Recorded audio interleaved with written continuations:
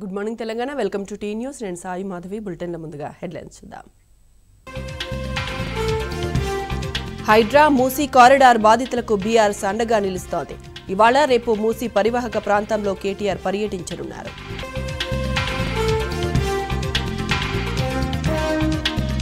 పట్టా లెక్కక ముందే అష్టవంకర్లు తిరుగుతున్న మెట్రో రెండో దశ మార్గం 70 నుంచి 116 కిలోమీటర్లకు పొడిగించడంతో అంచనా వ్యయం భారీగా పెరిగింది.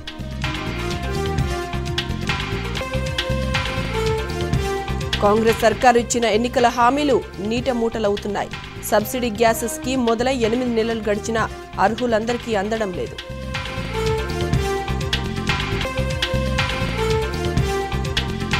భూపాలపల్లి జిల్లా రేగొండ మండలంలో వీధి కుక్కలు స్వైర విహారం చేస్తున్నాయి. ఒకే రోజు 50 మందిని కరవడంతో తీవ్ర గాయాలతో ఆసుపత్రి పాలయ్యారు. రామేశ్వరానికి చెందిన 17 మంది జాలర్లను అదుపులోకి తీసుకున్న శ్రీలంక నేవీ వెంటనే విడుదల చేయాలంటూ స్థానికులు ఆందోళనకు దిగారు.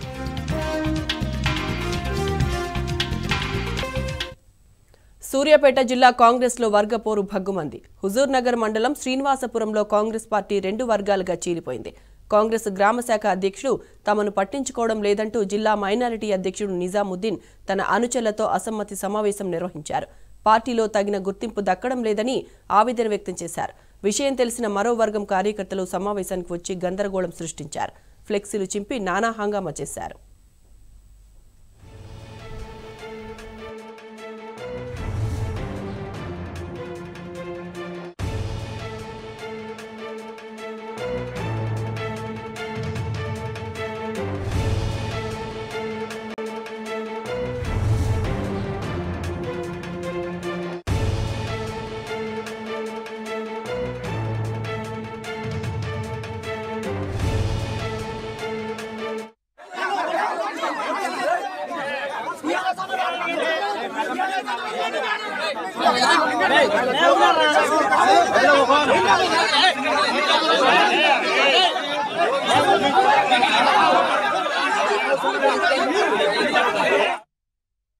సూర్యాపేట జిల్లా శ్రీనివాసపురంలో కాంగ్రెస్ వర్గ పోరుకు సంబంధించి మరింత సమాచారం మా ప్రతినిధి రాము అందిస్తారు. రాము, గుడ్ మార్నింగ్.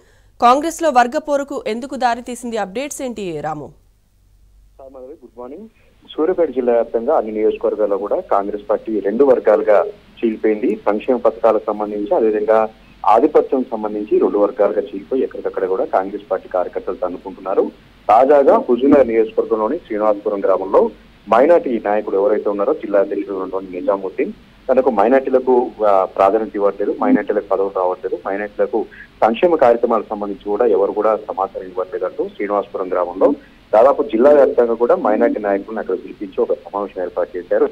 సమాచారం తెలుసుకుంటామంటే ఇతర వర్గం ఎవరైతే ఉన్నారో హుజూర్నగర్ నియోజకవర్గంలో వాళ్ళందరూ కూడా ఒక్కసారిగా దాడి చేసి ఫ్లెక్సీలను నిలిపి అతనిపై దాడి చేయడం జరిగింది. మైనార్టీలను తరిమి కూడా అక్కడ దాడులు చేయించుకోవడం జరిగింది. ఒకరికొకరు పరస్పరం కూడా ఈ ఘటన పట్ల మైనార్టీలు అయితే తక్కువమంటా ఉన్నారు. జిల్లా పార్టీకి సంబంధించినటువంటి పెద్దలు స్పందించలేదు, జిల్లా మంత్రులు స్పందించలేదు. మైనార్టీలను ఊరి మీద పడి మమ్మల్ని కొడితే కూడా ఎవరు కూడా పట్టించుకోవట్లేదని కూడా కాంగ్రెస్ పార్టీకి సంబంధించినటువంటి మైనార్టీ సెల్ నాయకులు ఇప్పుడు కూడా ఆగ్రహంతో అసంతృప్తి వ్యక్తం చేస్తా ఉన్నారు. హుజూర్ నగర్ లో మరొక మీటింగ్ కూడా పెట్టుకుంటాం, ఉత్తమ్ కుమార్ రెడ్డి సంబంధించి ఎవరు కూడా స్పందించలేదు కాబట్టి ఇక మేము వేరే వర్గం చూసుకుంటాం, వేరే పార్టీలో జాయిన్ అవుతామని కూడా నిజాముద్దీన్ ప్రకటించడం జరిగింది. కేవలం సమావేశం ఏర్పాటు చేసుకున్నాం, ఎవరికి వ్యతిరేకిస్తారు ఆ ఫ్లెక్సీలో కూడా ఉత్తమ్ పద్మావతి, ఉత్తమ్ కుమార్ రెడ్డి ఫ్లెక్సీలు పెట్టి మా కార్యాచరణ రూపొందించుకోవడానికి మేము మీటింగ్ పెట్టుకున్నాం కానీ ఎవరికి వ్యతిరేకంగా మీటింగ్ పెట్టుకోలేదు. కానీ శ్రీనివాసపురం గ్రామం సంబంధించినటువంటి కార్యకర్తలు హుజూర్నగర్ పట్టణం నుంచి వచ్చినటువంటి కొంతమంది కార్యకర్తలు అకారణంగా తమపైన దాడి చేశారు, అకారణంగా మమ్మల్ని కొట్టారంటూ నిజాముద్దీన్ హుజూర్నగర్ పోలీస్ స్టేషన్ లో కేసు కూడా పెట్టడం జరిగింది. కొంతకాలంగా హుజూర్నగర్ నియోజకవర్గ వ్యాప్తంగా ప్రతి గ్రామంలో కూడా ఇలాంటి రకాల గొడవలు జరుగుతూ ఉన్నాయి. కాంగ్రెస్ పార్టీ 2 వర్గాలుగా చీలిపోయి ఎక్కడికక్కడ కూడా వర్గ విభేదాలతో గ్రూప్ రాజకీయాలతో ఎక్కడికక్కడ కార్యకర్తలు అసంతృప్తితో రగిలిపోతా ఉన్నారు. దీని పట్ల డీసీసీ ప్రెసిడెంట్ కూడా ఇప్పటివరకు ఎలాంటి ప్రకటన ఇవ్వలేదు, మంత్రులుగా ఉన్నటువంటి వారు కూడా ఎవరిగా ప్రకటన ఇవ్వలేదు. మైనార్టీ పట్ల దాడుల పట్ల కూడా ప్రతి ఒక్కరు ఆగ్రహం వ్యక్తం చేస్తా ఉన్నారు, ప్రతి ఒక్కరు కూడా దీన్ని ఖండిస్తా ఉన్నారు. Right Ramu, thank you.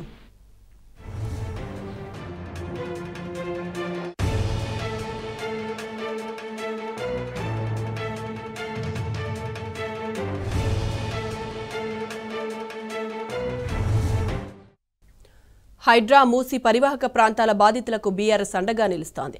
బాధితుల తరపున సర్కార్తో పోరాటం చేస్తూ వారికి బీఆర్ఎస్ నాయకులు ధైర్యం చెబుతున్నారు. ఇవాళ రేపు BRS working president KTR Musi పరివాహక ప్రాంతాల్లో పర్యటిస్తారు. రాజేంద్రనగర్, అంబర్పేట్ నియోజకవర్గాల పరిధిలోని మూసీ నది పరివాహక ప్రాంతాల్లో పర్యటించనున్నట్లు కేటీఆర్ తెలిపారు. బుల్డోజర్ బెదిరింపులను అరికట్టేందుకు తాము చేయగలిగినంత చేస్తామన్నారు కేటీఆర్.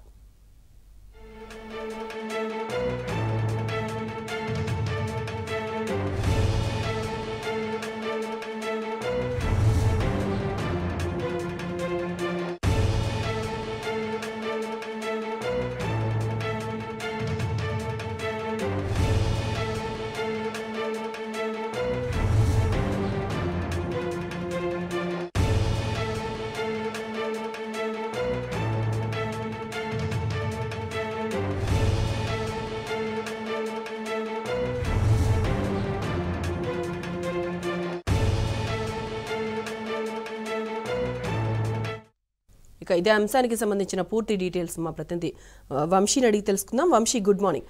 వంశీ, చెప్పండి, కేటీఆర్ పర్యటన షెడ్యూల్ ఎలా ఉంది ఈరోజు? అలాగే ఏ ఏ ప్రాంతాల్లో కేటీఆర్ పర్యటించనున్నారు? అప్డేట్స్ ఏంటి వంశీ? మూసీ పరివాహక ప్రాంతాల్లో ఏదైతే నివాసం ఉంటున్నటువంటి వారిపైన రాష్ట్ర ప్రభుత్వం వివరిస్తున్న తీరు కావచ్చు, వారి ఇళ్లను కూల్చివేసినటువంటి పరిస్థితి కూడా మనం చూస్తా ఉన్నాం. ఈ సందర్భంగా బీఆర్ఎస్ పార్టీ మేము అండగా ఉన్నాం వాళ్ళకని ముందుకు కదిలినటువంటి పరిస్థితి కూడా మనం చూస్తా ఉన్నాం. ఈ సందర్భంగా ఏదైతే 2 రోజుల క్రితం తెలంగాణ భవన్ కు మూసీ పరివాహక ప్రాంతానికి సంబంధించినటువంటి ఐదర్షా కోట ప్రజలు కూడా వచ్చినటువంటి పరిస్థితి కూడా మనం చూస్తా ఉన్నాం. ఈ సందర్భంగా ఈ రోజు BRS party working president KTR tour చేపట్టినటువంటి పరిస్థితి కూడా మనం చూస్తా ఉన్నాం. అటు రాజేంద్ర నగర్ కావచ్చు, దాంతో పాటుగా అత్తాపూర్ ప్రాంతాల్లో ఉన్నటువంటి మూసీ పరివాహక ప్రాంత ప్రజలను పరామర్శించి వారికి అండగా నిలబడడానికి బీఆర్ఎస్ పార్టీ వర్కింగ్ ప్రెసిడెంట్ ఈ రోజు వెళ్లనున్నటువంటి పరిస్థితి కూడా మనం చూస్తా ఉన్నాము. ముందు నుంచి కూడా మూసీ ప్రక్షాళన పేరుతోటి కాంగ్రెస్ ప్రభుత్వం రాజకీయాలు చేసినటువంటి పరిస్థితి కూడా మనం చూస్తా ఉన్నాము. ఏదైతే 1,50,000 కోట్లను ఏదైతే బడ్జెట్ గా రూపొందించి చూపించి అటు మూసీ పరివాహక ప్రాంతాల పైన డెవలప్మెంట్ పేరుతోటి వారి ఇండ్లను కూల్చివేసినటువంటి సందర్భాన్ని కూడా మనం చూస్తా ఉన్నాము. గత కొద్ది రోజుల నుంచి కూడా BRS party working president KTR హెచ్చరిస్తున్నటువంటి పరిస్థితి కూడా మనకు కనపడతా ఉంది. పేదల జోలికి వెళ్లవద్దని కూడా ముందు నుంచి కూడా హెచ్చరిస్తున్నటువంటి పరిస్థితి కూడా మనం చూస్తా ఉన్నాము. గతంలో అసెంబ్లీ సమావేశంలో కూడా దీన్ని ఏదో ఒక 1,50,000 కోట్లు పెట్టి ఎట్లా ఖర్చు అవుతుంది, డిపిఆర్ ఎలా తయారు చేశారనే అంశానికి సంబంధించి రాష్ట్ర ప్రభుత్వాన్ని నిలదీసినటువంటి సందర్భం కూడా మనం చూస్తాము. ఆ సందర్భంలో సీఎం రేవంత్ రెడ్డి కావచ్చు, కాంగ్రెస్ ప్రభుత్వం మంత్రులు కూడా డైవర్షన్ చేసినటువంటి పరిస్థితి కూడా మనం చూస్తాము. ఈ అంశాన్ని ప్రజెంట్ గత కొద్ది రోజుల నుంచి కూడా BRS party working president KTR హెచ్చరించినటువంటి సందర్భాన్ని కూడా మనం చూస్తా ఉన్నాము. పేదలపై పిడుగు పడనుంది, పేదల ఇళ్లను కూల్చివేసే ప్రమాదం ఉంది, పేదలకు అన్యాయం చేసే అవకాశం ఉంది, ప్రజల పైన ప్రధానంగా హైదరాబాద్ లాంటి బ్రాండ్ ఇమేజ్ ని దెబ్బతీసే పరంగా మనకు చాలా ఖచ్చితంగా కనిపిస్తుందని కూడా ముందు నుంచి కూడా BRS party working president KTR హెచ్చరించినటువంటి సందర్భాన్ని కూడా మనం చూస్తా ఉన్నాం.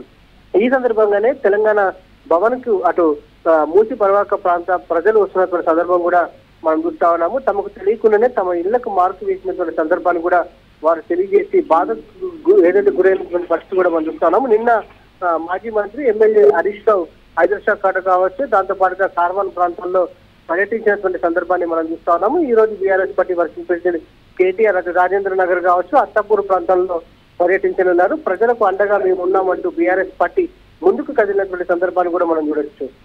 Right Vamshi, thank you.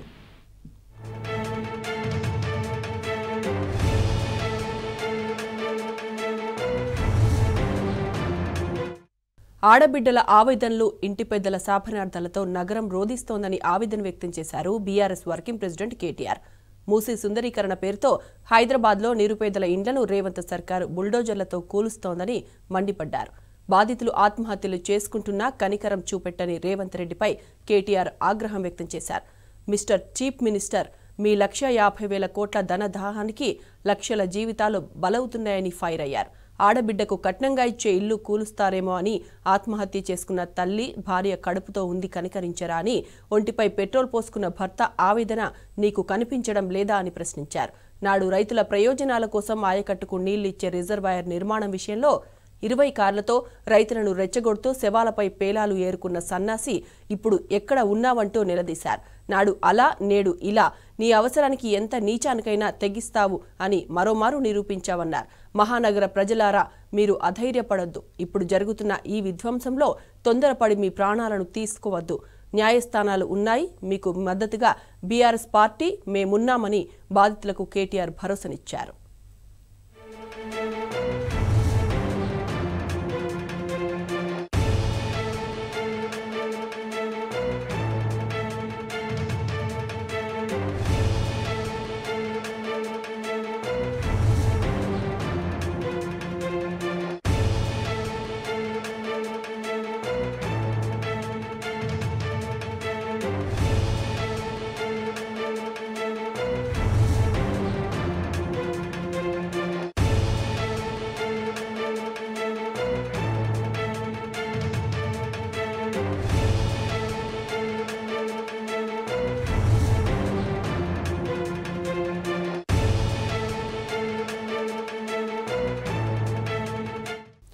Musi Hydraa బాధితులకు బీఆర్ఎస్ కొండంత భరోసానిచ్చింది.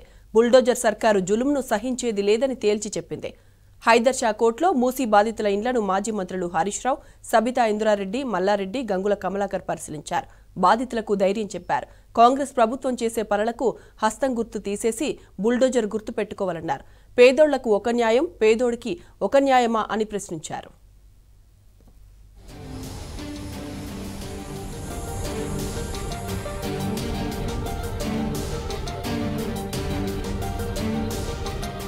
మూసీ బాధితులకు అండగా ఉంటామంటూ మాటల్లో కాదు చేతల్లో చూపించింది బీఆర్ఎస్. చెప్పినట్లుగానే హైదర్ షా కోటల గులాబీ నేతలు పర్యటించారు. మాజీ మంత్రులు హరీష్ రావు, సబితా ఇంద్రారెడ్డి, మల్లారెడ్డి, గంగుల కమలాకర్ బాధితుల ఇండ్లను పరిశీలించారు. ఎప్పటి నుంచి ఇక్కడున్నారు, అధికారులు ఎందుకు నోటీసులు ఇచ్చారో వివరాలను అడిగి తెలుసుకున్నారు. ఈ సందర్భంగా బాధితులు చెప్పిన మాటలు విని హరీష్ రావు కూడా చెల్లించిపోయారు. అప్పు సప్పు చేసుకొని ఇల్లు కట్టుకుంటే రేవంత్ సర్కార్ ఇంత మోసం చేస్తుందని ఊహించలేకపోయామని బాధితులు కన్నీళ్లు పెట్టుకున్నారు. ఇంత దారుణమైన సర్కారును ఎప్పుడూ చూడలేదని మండిపడ్డారు.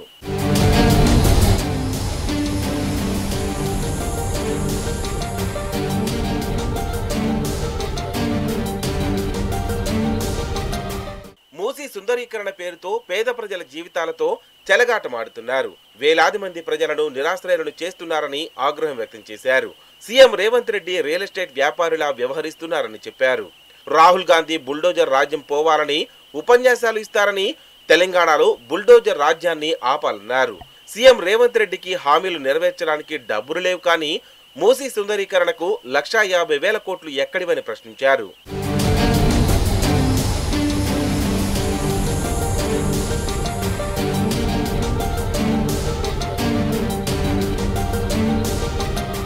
రేవంత్ రెడ్డి నిజాం కంటే దారుణంగా వ్యవహరిస్తున్నాడని దుయ్యబట్టారు హరీష్ రావు. 1908లో వరదలొచ్చినా నిజాం రాజు ఇంట్లో కూలగొట్టలేదన్నారు. బాధితులకు ఇబ్బంది వస్తే బీఆర్ఎస్ ఉంటుందని భరోసా ఇచ్చారు. తెలంగాణ భవన్ తలుపులు 24 గంటలు తెరిచే ఉంటాయని స్పష్టం చేశారు. అర్ధరాత్రి వచ్చినా ఆశ్రయం ఇస్తామని బాధితులకు హరీష్ రావు భరోసానిచ్చారు. మొద్దునిద్రపోతున్న రేవంత్ రెడ్డిని తట్టి లేపేందుకే తామంతా ప్రజల ముందుకొచ్చామన్నారు. కాంగ్రెస్ సర్కార్ మూసీ పరివాహక ప్రాంతాల ప్రజల ఉసురు పోసుకోవద్దని హరీష్ రావు తెలిపారు. ధైర్యంగా ఉండండి, ఎవరు ఆత్మవిశ్వాసాన్ని కోల్పోవద్దు. ఎట్టి పరిస్థితుల్లో ఈ ప్రభుత్వం మీ ఇండ్లు ముట్టుకోకుండా అవసరమైతే మేమే ఒక రక్షణ కవచంలాగా గోడగా మేము ఎమ్మెల్యేలమందరం వచ్చి మీకు నిలబడతాం. నీ కాంగ్రెస్ ప్రభుత్వమే నాడు అధికారంలో ఉన్నప్పుడు లేఅవుట్ అప్రూవల్ ఇచ్చింది, రిజిస్ట్రేషన్లు చేసింది, మున్సిపల్ అనుమతులు ఇచ్చింది, ఇల్లు కట్టుకున్నాక యూటిలైజేషన్ ఆక్యుపెన్సీ సర్టిఫికెట్ కూడా ఇచ్చింది. అంటే మీ తప్పిదాలకు పేదలు ఎందుకు బలి కావాలి అని అడుగుతా ఉన్నారు రేవంత్ రెడ్డిని. అంటే నువ్వు మూర్ఖంగా అనవసరంగా ఏదో మూసీ ప్రాజెక్ట్ చేస్తా అని చెప్పి ఇలా పేదల ఉసురు పోసుకోవడం మానుకోవాలని చెప్పి నేను కోరుతా ఉన్నా. మీరు ఏం చెప్పిండ్రు? ఇందిరమ్మ పాలన, ఇందిరమ్మ పాలన అన్నారు. ఇందిరమ్మ పాలన ఏం చెప్తుంది? గరీబీకు హటావ్ అంటది. కానీ రేవంత్ రెడ్డి ఏం చేస్తుండంటే గరీబోంకో హటావ్ అంటుండ్రు.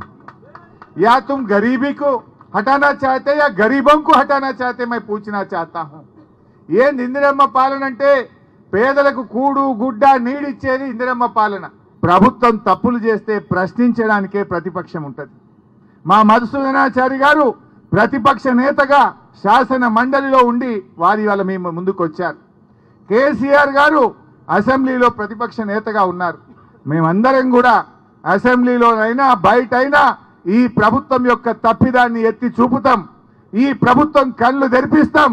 మీ తెరువు రాకుండా కాపాడుకునే బాధ్యత మాది అని చెప్పి నేను మనవి చేస్తా ఉన్నా. ఇదే మూసీ మీద 6 కొత్త ప్రాజెక్టులు కడుతున్నారు. 40, 50 అంతస్తుల అపార్ట్మెంట్లు కడుతున్నారు. మరి రేవంత్ రెడ్డి ఈ కట్టుకున్న పేదోళ్ళ ఇండ్లకేమో నంబర్లు వేస్తున్నావు. ఇదే మూసీని ఆక్రమించి మూసీ ఆనుకొని 6 పెద్ద మల్టీ స్టోరీడ్ బిల్డింగులు కడితే దాన్ని ఎందుకు ఆపడు?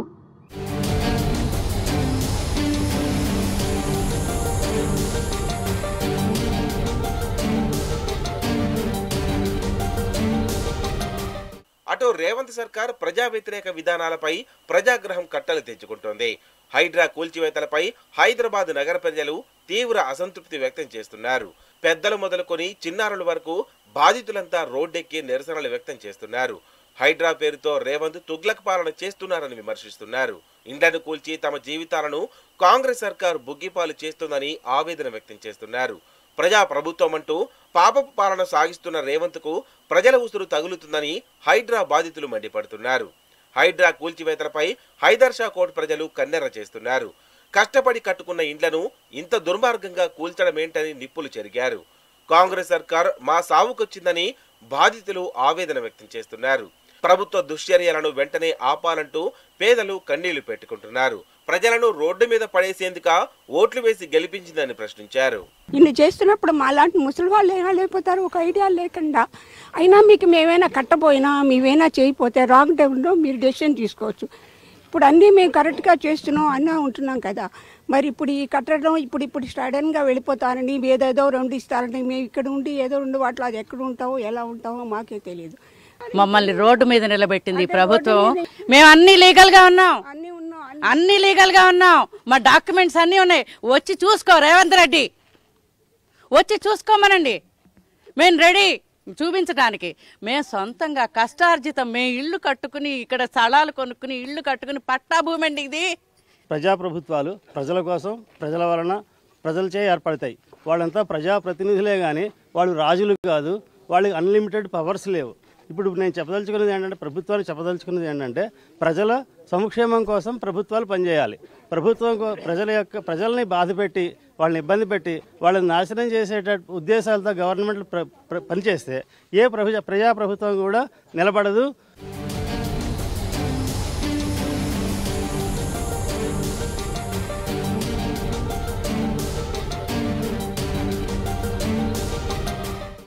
మూసి హైడ్రా బాధితులకు ఏ కష్టం వచ్చినా అండగా ఉంటామని గులాబీ దళం కొండంత భరోసా ఇచ్చింది. బీఆర్ఎస్ అంటే ప్రజల పార్టీ అని, తెలంగాణ ప్రజల ప్రయోజనాలే తమకు ముఖ్యమని మరోసారి చాటుకుంది. అందుకే బాధితులంతా నాటి కేసీఆర్ పాలనను గుర్తు చేసుకున్నారు. కేసీఆర్ పాలనలో ఏనాడు ఏ కష్టం రాలేదని, కానీ రేవంత్ పాలనలో అన్ని కష్టాలేనని ఆవేదన వ్యక్తం చేశారు. కేసీఆర్ మళ్లీ రావాలని జనమంతా ముక్త కంఠంతో నినదించారు.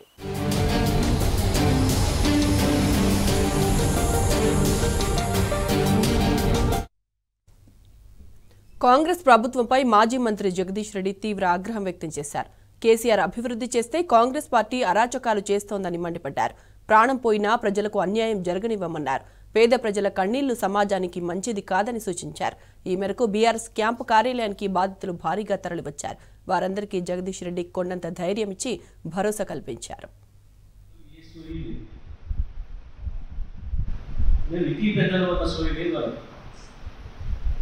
మాకు అధికారం వచ్చిన ప్రజలకు ఏమో దోసుకోవడానికి అనుకుంటున్నారు.